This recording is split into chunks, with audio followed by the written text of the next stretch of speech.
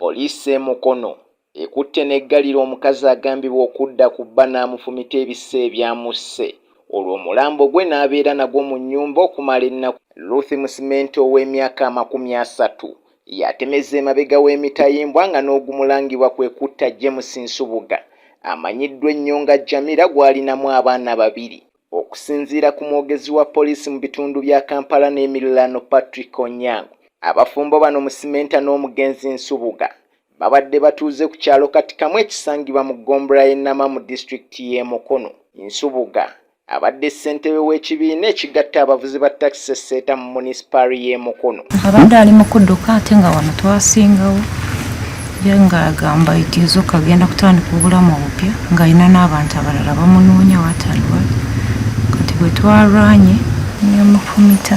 Onyango ategeezezza nti Nsubuga yadde ewaka ku Lwokutaano lwa wiiki eno ng'ennaku z'omwezi 17 omwaka guno essaawa nga 2 ez'ekiro ne bali ekyeggulo ne mukyala we ko n'abaana baabwe 2, wabula nga bano bafuna obutakkaanya ku ssaawa nga 9 ez'ekiro ne balwana nga wano Musimenta we yasinziza Nsubuga amaanyi n'amufumita ekiso ku bulago ekyamuviiriddeko okufa.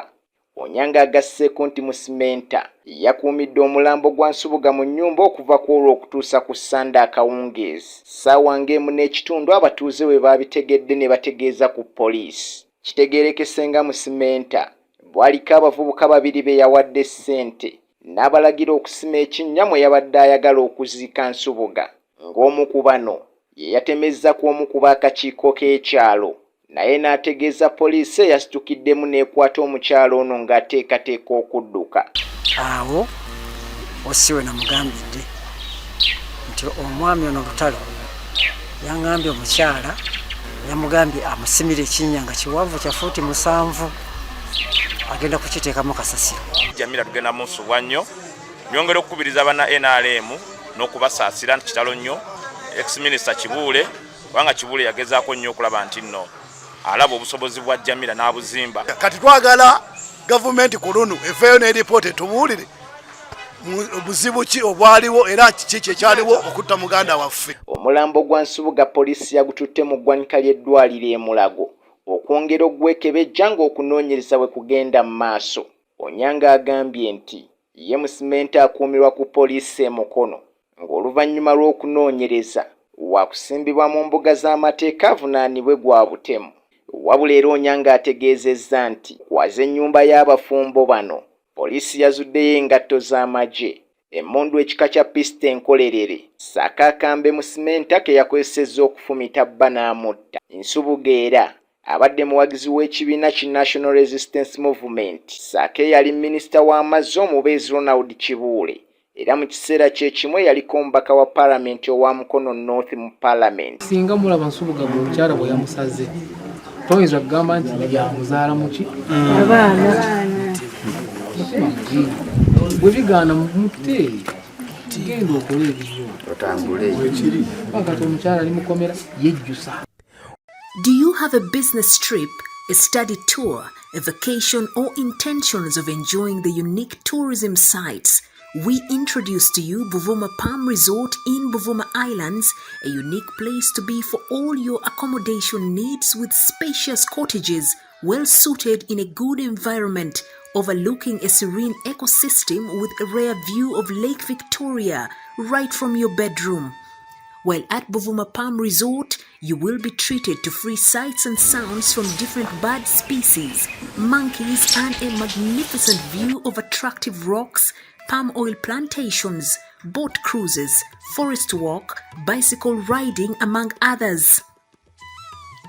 Buvuma Palm Resort has first-class conference facilities with a unique taste of foods prepared by experienced chefs.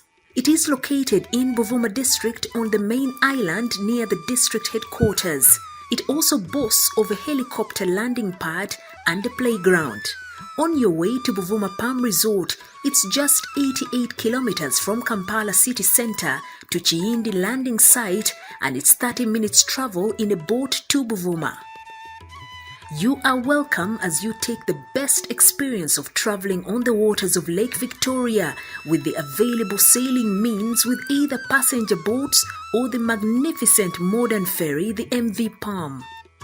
Buvuma Palm Resort has so far been a dear destination for dignitaries, including prime ministers, ministers, parliamentary committees, but above all, the Katikiro of Buganda, Charles Peter Maiga.